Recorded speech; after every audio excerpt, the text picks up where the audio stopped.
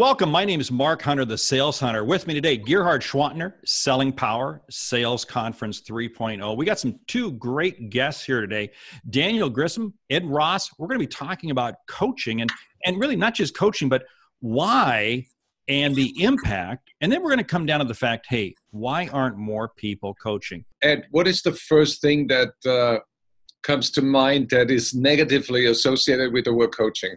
You know, oftentimes when there's negative connotations to the word coaching, it's because people feel they're being picked apart. They feel that every little thing they're doing is being put under a microscope, and that microscope is designed to pick them apart and tear them down versus build them up. And we know that effective coaching, when done well, helps accelerate not only the professional side of that person, but the personal side of that person. So do you think that it actually reinforces the negative self-talk that people have, that, everybody has that inner voice, and sometimes it's self-enhancing and sometimes it actually depresses your performance because it's so negative? Do you think that has anything to do that a coach that doesn't know how to coach in a self-enhancing way destroys the party for everybody? And part of it is, Gerhard, to be honest, a coach wants to feel that he or she is valued. And unfortunately, some people feel the only way they can create value is by placing themselves above someone else. In order to do that, I may have to reduce your status first.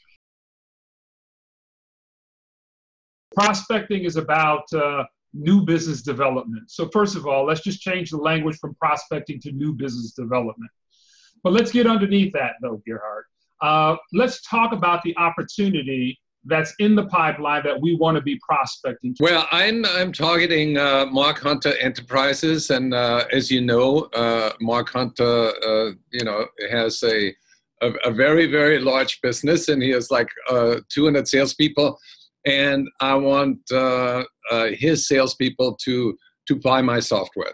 Let me ask you then, on this upcoming call or visit to Mark's organization, what is kind of your plan A and your plan B? How are you defining success for the upcoming call or visit with Mark Hunter's organization? My primary objective is to get the two decision makers involved, Mark and the chief financial officer. What's the advance that we're looking for, the goal of the meeting?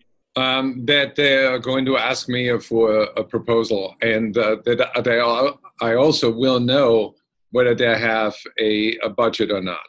This is the first time visit that we're having with Mark and his team. So nobody wants a cold call. No one really wants a sales call. Everyone wants a value creation call. Let's talk about aha moments that we can plan on creating. So instead of leading with product knowledge, what market insights, what ideas, what innovation, or what introductions can we be bringing on this first visit, Gerhard? I know from my research that Mark's company is entering a difficult phase in the market because a larger competitor moved in, and they're squeezed for productivity and then need to be more productive. And my software can help Mark's company and their salespeople to improve productivity by about 35%. So what you see in front of you on the screen is what we would call a Foursquare. And the Foursquare is the basis for great coaching.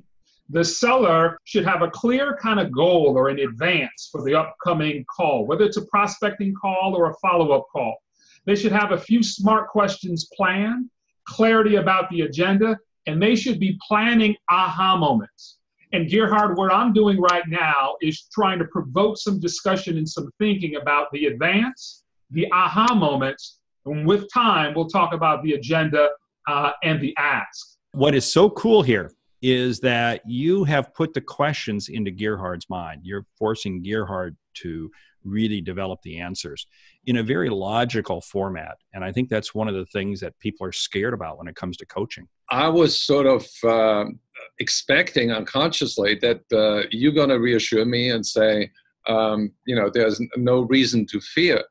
And then all of a sudden you led me into the Foursquare room. And that made me exit my fears. And all of a sudden I looked at a roadmap that as you walked me through, then my confidence began to rise. Structure improves strategy, and strategy increases win rate.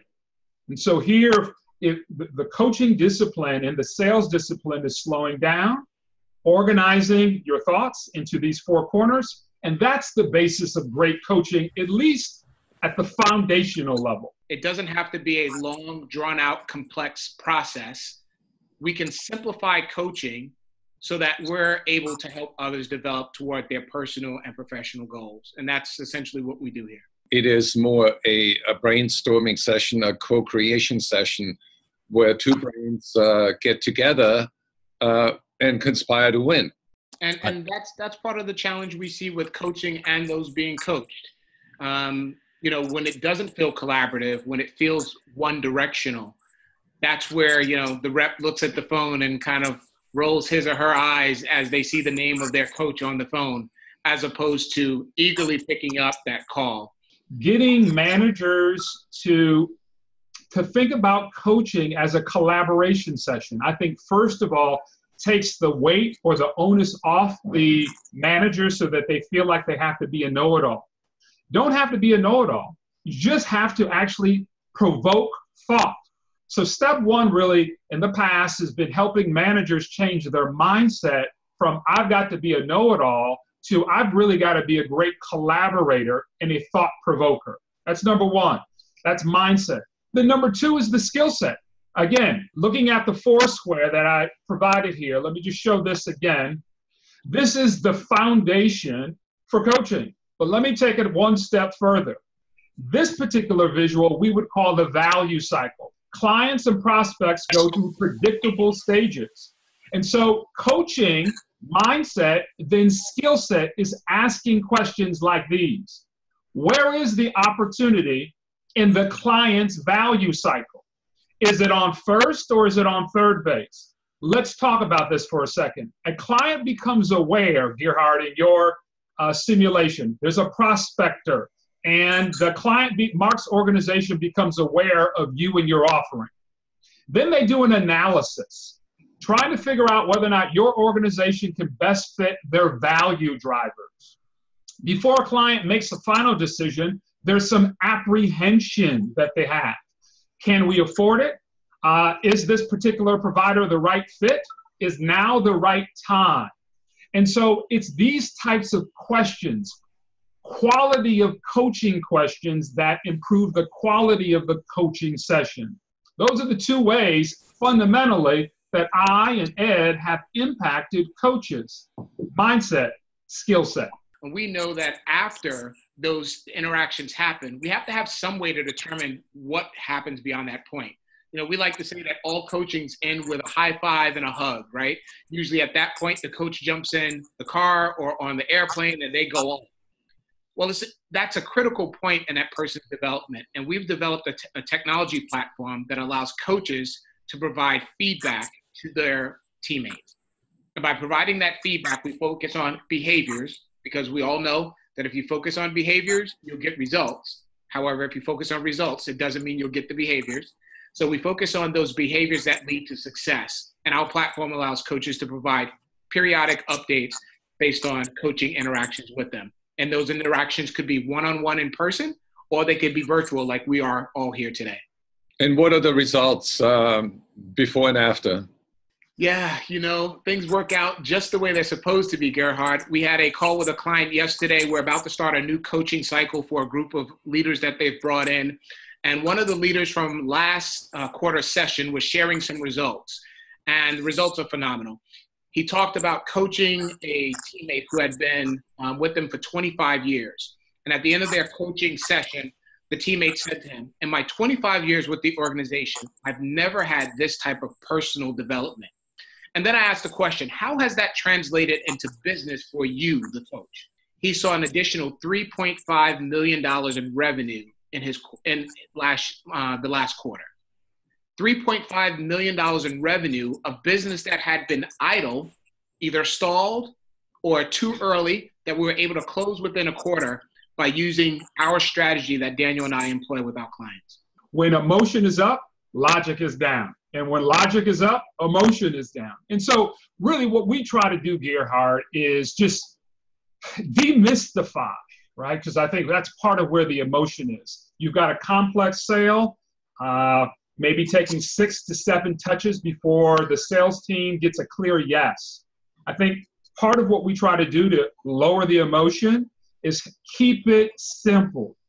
Hence the Foursquare that I showed earlier and this visual that I just showed in terms of a framework, simple frameworks that organize a complex conversation is how we try to get coaches and sales organizations to basically develop new habits without feeling like coaching has got to be complex because the sale itself is complex. The logic side of it, though, is that this is based on years of experience, it's intel, so there is logic, but it's logic made simple so that the emotional buy-in is there. We call it making a 5-minute commitment, right? A 5-minute commitment to thinking on paper. We invite the sellers to do that and the coaches to do that prior to the coaching call. In the same way, you can go grocery shopping without making the 5-minute commitment. But when you don't do that, as we all said, you have a less efficient, effective experience. You forget things. You buy too many things. And so it is with selling and coaching. We invite our clients to make a 5-minute commitment to slowing down and creating that Foursquare. That 5-minute commitment can make 100% of the difference in terms of the value that's created in the coaching session and actually on the coaching call. I'm a believer that there is an element of emotion in every transaction, every conversation, every day. There's level. How do we offset that with the right amount of logic? Sometimes emotion drives a little bit of adrenaline, drives us to a new level, but we have to have the logic to kind of keep us grounded. And that's really what I see coaching helping people do. I think that what good coaches really do, they restore the natural flow of all the capacities where somebody is working at all cylinders. Several years ago, Sales Management Association produced a study that said coaching is the #1 way to boost performance. It's not investment in technology. It's not going out and hiring the best talent. It's simply taking the talent you have and providing them with structure and a framework to improve their skills. And that comes through conversation. Coaching really drives the #1 asset in any corporation. That's the individual. And I think we fail to invest in coaching. We fail to invest in our people. We fail to invest in our people. We fail to invest in our company. It's pretty simple. Coaching can be made simple. It's a complex sale, but coaching can be simple. Think on paper for 5 minutes and use the tool we call the Foursquare to organize a conversation that's already going on in the seller's mind and the coach's mind. In order for coaching to be effective, we have to know where we're having success and where we're not having as much success. So it's important that we're able to measure coaching, partner with some organization to provide visibility into how the coaching behaviors are being translated into application.